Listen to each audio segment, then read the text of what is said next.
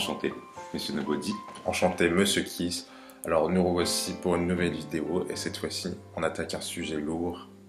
Kingdom. Kingdom. Donc Kingdom, c'est un manga écrit et dessiné par Yasui Sahara, publié en 2006 dans le Weekly Young Jump. Donc on a bien pompé Wikipédia pour vous dire ça. Non, voilà. Donc pourquoi on parle de Kingdom? Voilà, déjà avant de tout commencer, parce qu'on aime Kingdom, on adore ça, on adore ce manga vraiment. Une claque.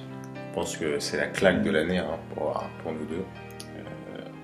Ça doit être dans mon top 3 de mes mangas favoris, je pense, facilement.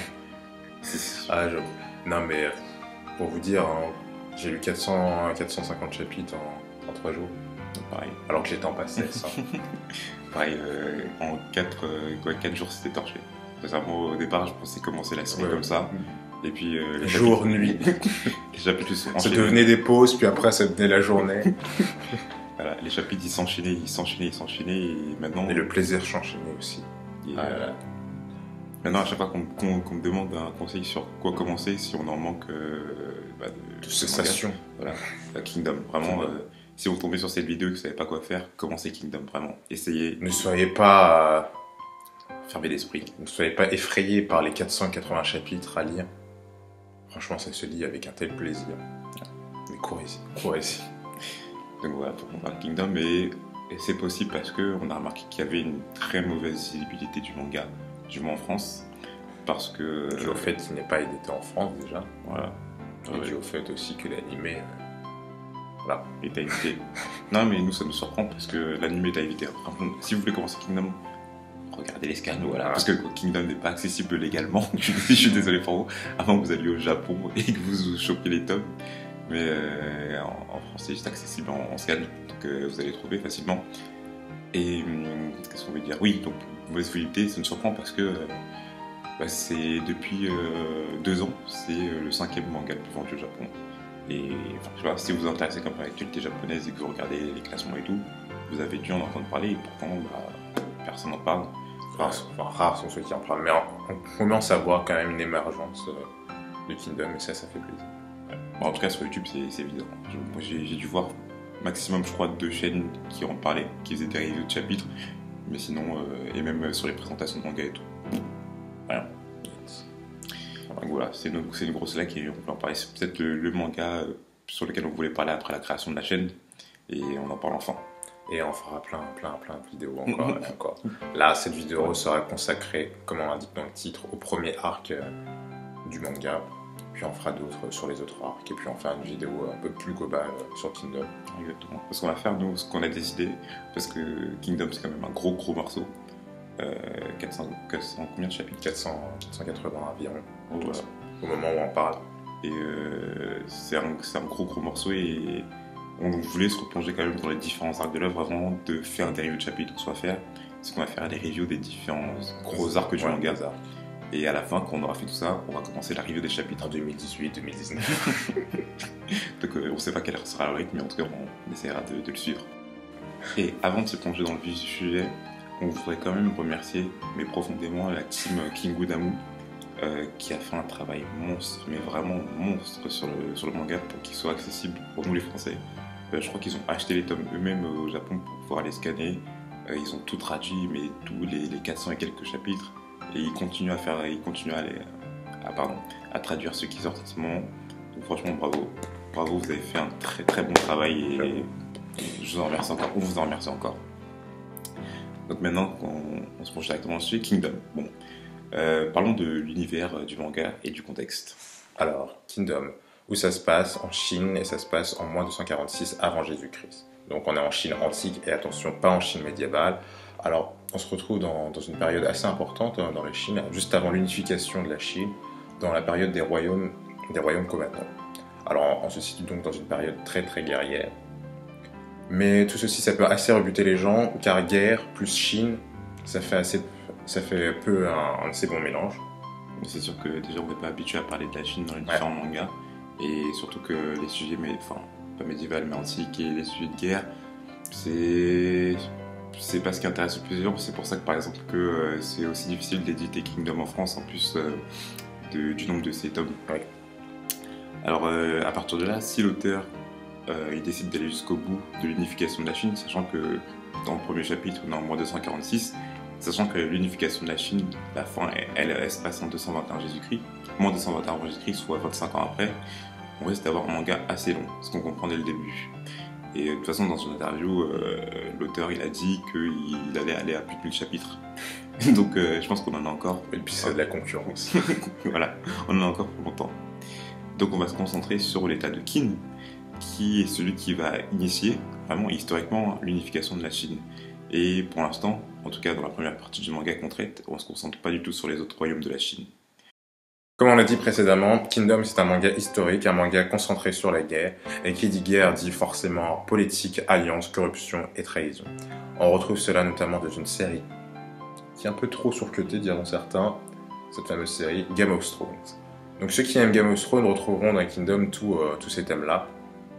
Je pense qu'ils apprécieront assez bien. Niveau trahison, qu'est-ce qu'on a dans Kingdom? Déjà on commence direct avec une trahison, celle du demi-frère d'Aisei. C'est qui, ouais. Ah, c'est Q. Ce fils de pute. Après, on voit aussi que le général, je crois que c'est le général de droite, Ryofui, qui a fui la capitale Kanyu et qui attend justement que Sekio soit couronné pour pouvoir l'attaquer et pour prendre le trône. Ah là là, Ryofui. Ah là là, que dire. Pour l'instant, on n'a que très peu vu dans la première partie du manga. Mais dans les prochains arcs. Fouh. Et on voit aussi par exemple les lances avec Yotonoa, la reine du peuple d'Octane, la chef. Ah, cette reine. Magnifique. Donc on voit assez bien que Kingdom est un manga mature où la psychologie des différents personnages est vraiment détaillée. C'est aussi un manga violent et sanglant. Enfin, je veux dire que... Pour être sanglant, des têtes, des bras, des jambes coupés en deux. Des cannibales. Non, il y a beaucoup vraiment de sang. Je pense qu'il n'y a pas un chapitre où il n'y a pas une tête coupée, clairement. C'est à cause de tout ça justement que Kingdom s'est caractérisé comme un seinen, alors que il a vraiment beaucoup de caractéristiques de shonen, pardon. Ouais. On pourrait limite lui donner le qualificatif de seinen neketsu. Hein. On se calme dans les commentaires. L'appellation barbare. Non, c'est à cause de tout ça aussi qu'il est beaucoup comparé à Berserk. De son côté sombre et violent, et sanglant, pas du côté neketsu. Et PS, nous on compare pas du tout à Berserk, donc les fans, ne vous acharnez pas sur nous dans les commentaires. Ces deux mangas sont très différents. Disons qu'on va dire qu'il est plutôt comparable à Arsan et à Vinland Saga dans son côté de bataille et à Vagabond dans son côté historique. Après, dans Kingdom, on traite d'un héros qui est au bas de l'échelle sociale. Hein. En effet, il a même quasiment le statut d'esclave. En fait, il est serviteur d'un paysan, ce qui dénote qu'il est vraiment très bas au niveau de l'échelle. Mais dans Kingdom, on a une possibilité d'évolution dans cette société, enfin dans la société de Qin. C'est vrai que Aisei nous a expliqué que dans Qin, c'est vraiment la société la plus évoluée où les exploits guerriers peuvent faire te faire évoluer dans la société. Ouais, voilà. Plus tu fais des exploits dans la guerre, plus tu baisses des mers, plus tu coupes des têtes, et des têtes importantes, et plus tu pourras évoluer dans l'armée et ainsi obtenir différents avantages. Ouais, un plus haut grade. Mais après, donc ici, on a vu cette inégalité sociale entre les différents statuts causée par cette hiérarchie, mais après, on voit aussi des inégalités entre les peuples, des clivages entre les différents peuples, notamment avec le peuple des montagnes et le peuple des plaines. C'est vrai. Ce qui est bien aussi dans Kingdom, c'est qu'il y a tout un background, il y a déjà tout un passé, notamment tu vois Uki qui nous parle du roi Shō, surnommé le dieu de la guerre, qui a déjà essayé d'unifier la Chine. Donc ce qui est bien, c'est que l'histoire ne commence pas juste avec le héros. On a déjà toute une mythologie derrière, et nous ça nous fait kiffer parce que justement, moi c'est ce que je trouve qui différencie les bons des mauvais mangas, c'est quand tu arrives à créer toute une histoire derrière, quand tu arrives vraiment à recréer un monde. Faut que ce monde en fait il existe déjà. Donc, mais voilà. Mais néanmoins, Kingdom est certes un manga sombre, mais cela contraste avec son humour et sa légèreté. Notamment, on le voit avec le personnage de Shin, ou même de Karyoten, qui nous apporte un petit vent de fraîcheur à travers toutes ces effusions de sang. Parlons maintenant des personnages. Alors, c'est vrai que l'auteur il en a créé une grande palette, Vraiment, il y a une grande diversité de personnages dans Et ce dès le Kingdom. début. Ce dès le début, vraiment dès le premier arc, on en a, je sais pas compter, mais vraiment beaucoup pour un début d'œuvre. Et avec des noms à consonance chinoise. Bon, ce qui peut rebuter le lecteur lambda, en plus du grand nombre de chapitres et du thème sur la Chine et sur la guerre. Et on va voir que tous ces personnages ont une psychologie bien détaillée, comme on l'a dit plus haut, et très intéressante. Bon, plus que les faits de guerre, c'est aussi une bataille vidéo qui va rythmer l'histoire de Kingdom, ce qui donne une plus grande ampleur au manga. Et l'auteur, avec tout ça, il arrive à rendre ses personnages tous intéressants et qui peuvent nous rendre aussi très émotifs. La première partie de Kingdom est surtout centrée sur le duo Shin et Issei, enfin même pas que la première partie, mais dès la première partie on voit que l'auteur veut mettre en avant ce duo. On va déjà parler de notre roi Issei. C'est un personnage complexe et complet. Il nous apparaît tout d'abord assez froid et taciturne, mais en contrepartie, il apparaît aussi ambitieux et déterminé. À un assez jeune âge, c'est rare de voir un personnage avec autant de sagesse, comme on a pu le voir dans son discours à Yontawa ou sa conversation avec le général Uki, qui disait que les yeux d'Issei ne possèdent pas une trace de naïveté. Avec ses discours, il inspire les autres personnages et même le lecteur à le suivre à travers sa quête d'unification de la Chine. Et justement, je pense que la puissance de Heisei, c'est qu'on adhère vraiment à tout ce qu'il dit. On est vraiment derrière lui, on le soutient. Même nous, ouais, les lecteurs, on est là derrière lui. On est là dans les combats, on a envie de le suivre, on a envie de combattre pour lui. C'est quand même assez puissant. Parce que ce qu'il arrive à transmettre. Pourtant, il a beaucoup de recul et beaucoup de sang-froid. Et dans la première partie, on voit qu'il cache quelque chose. Et notamment avec son dialogue avec Yontawa, il dit « Mais je sais déjà ce que ça fait de perdre un être cher. » Bon, nous on sait déjà ce que c'est, parce qu'on voilà, on a lu le manga, mais on voit que derrière il est très sombre, tu vois, il a vraiment un passé. Mais l'histoire du manga se concentre véritablement autour du personnage de Shin. Shin. Ah là là, c'est un héros qui emprunte justement les codes du Neketsu, c'est lui qui incarne tous ces aspects Neketsu du manga. À l'inverse du roi Heisei, il est un peu idiot, impulsif, sanguin et manque beaucoup de tact. Mais tout comme Heisei, à l'inverse, il partage une énorme ambition. Celui de devenir le plus grand général sous les cieux, comme Naruto voulait devenir Hokage ou Luffy encore le roi des pirates ou Ichigo landait toute sa vie. Mais par-delà leur différence, Heisei et Shin, je pense qu'ils se complètent l'un l'autre. C'est-à-dire que Shin, c'est l'épée de Heisei, comme il le répète tout au long du manga. Et en plus de ça, Shin, vraiment, c'est pas un héros lourd de Neketsu. Comme Naruto pouvait l'être, à répéter « je vais être Hokage » tout le temps. Enfin, en fait, Shin, il le répète beaucoup. Le truc, c'est qu'il est différent parce qu'il connaît ses faiblesses. Il sait ce qu'il peut faire et ce qu'il ne peut pas faire. Et il sait que la route est ardue pour arriver à son rêve. Alors que, par exemple, on cite Luffy là, on cite One Piece, mais Luffy, tu vois, il veut devenir le roi des pirates. Et il n'en avait pas conscience, il croyait que c'était facile, mais c'est pour ça qu'il s'est fait défoncer plusieurs fois. Ça lui a bien remis à sa place. Mais Shin a une plus grande maturité que... Après, ça peut être dû aussi à son âge plus avancé. Enfin, il a le même âge que Luffy à peu près, mais par rapport à Naruto, il est un peu plus âgé dès le début du manga. Et derrière l'ombre de ces deux personnages, on retrouve Karyoten. La mascotte. Karyoten qui est le support de légèreté du manga, faisant office du petit frère de Shin. Enfin, petit frère. Plutôt petite sœur. Justement, le fait qu'elle cache sa féminité à Shin dévoile le manque d'importance des femmes à cette époque, et surtout dans l'armée. Alors que pourtant, les femmes, elles peuvent être vraiment bien traitées dans le manga, dans Kingdom. Surtout, on voit que le personnage de Otonoa, le chef du peuple des montagnes, qui est puissante, qui est guerrière, mais pourtant elle garde toute sa sensualité et sa féminité. On verra dans la suite du manga que les femmes ont véritablement une place importante dans le manga et que l'auteur sait bien les traiter, franchement, contrairement à d'autres mangas. C'est pas, l'auteur il sait bien traiter ses personnages féminins. Sincèrement, Ils sont peu nombreux, mais ils ont un tel impact dans le manga qu'on ne peut pas les oublier. Et comme on l'a répété au début, le manga, il possède une grande diversité de personnages, à l'image de, par exemple, Sekyu, le demi-frère du roi. Et l'antagoniste du premier arc, qui fait office du Geoffrey de Kingdom. Il est arrogant, hautain, dédaigneux, il prône la suprématie de la noblesse. Et et on voit aussi son allié, Le chancelier gros porc, hein, le chancelier Ketsu. qui n'est intéressé, lui, que par l'argent et le pouvoir.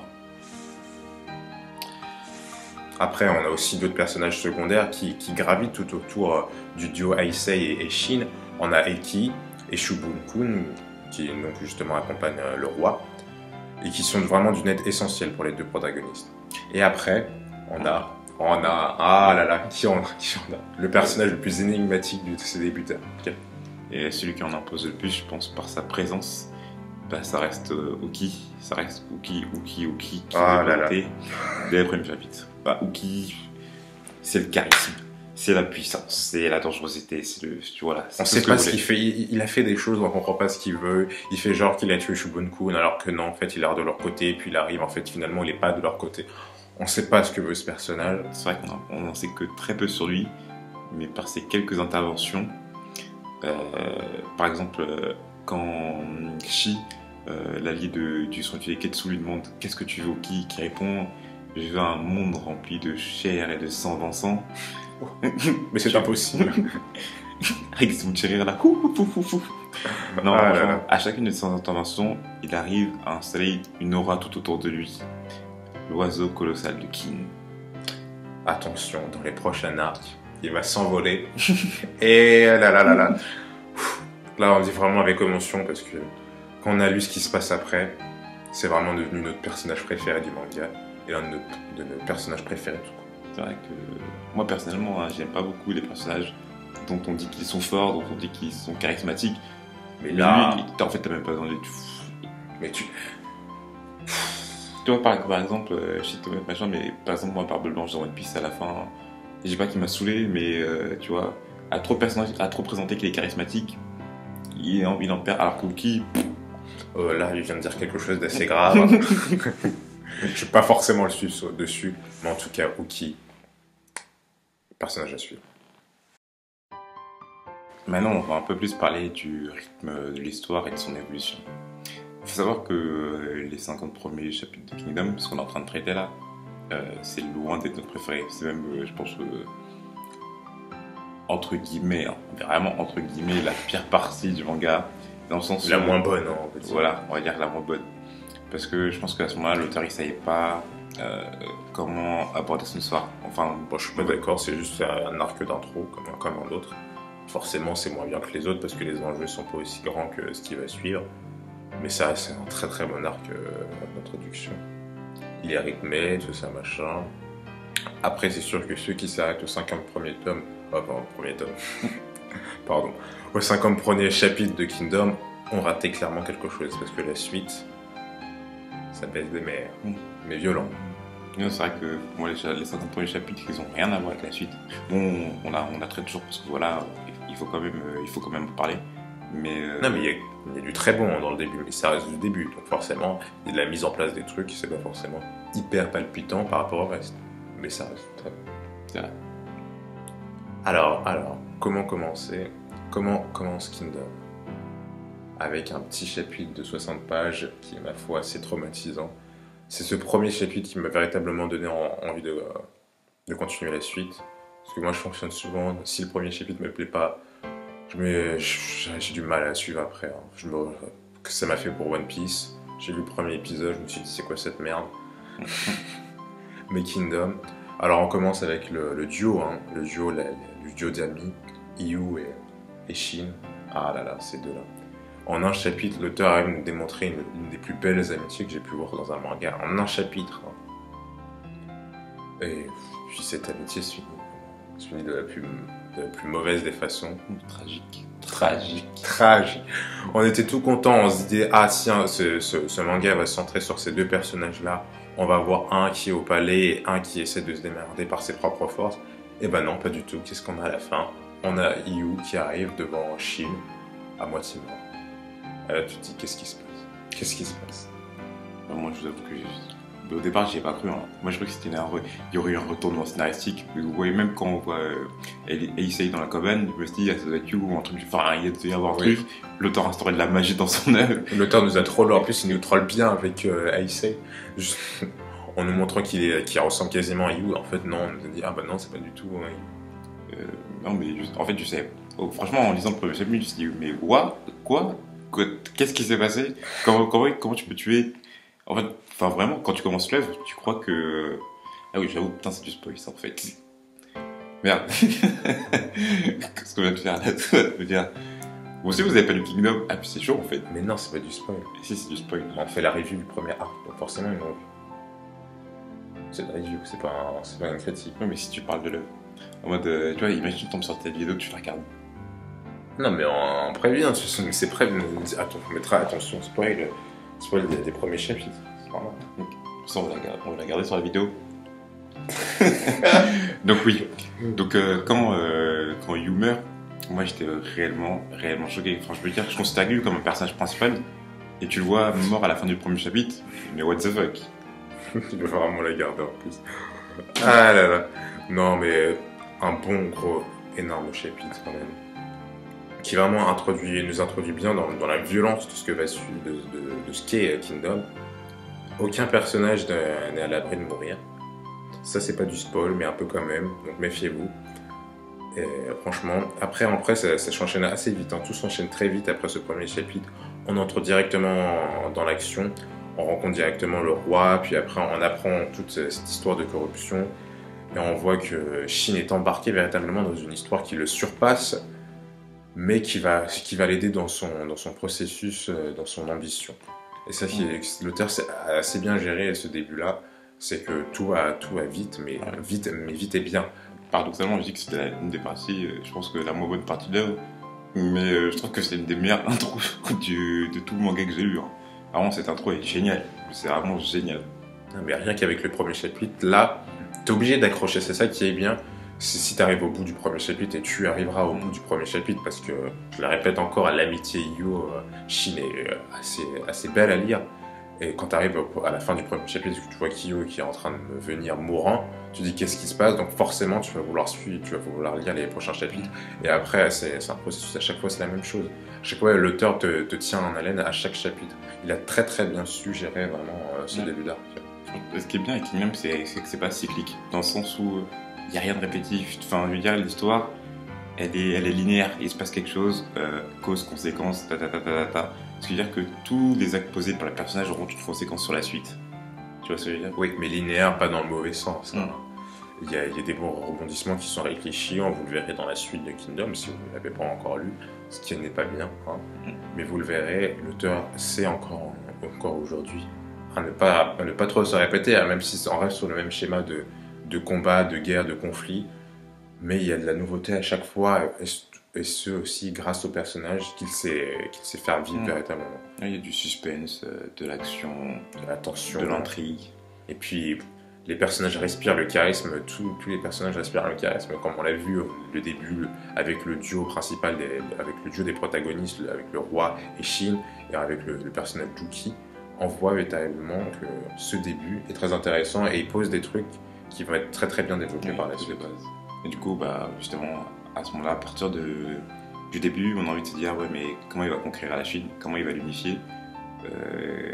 Quels sont les autres royaumes? Quels vont être les aboutissants, les ressortissants?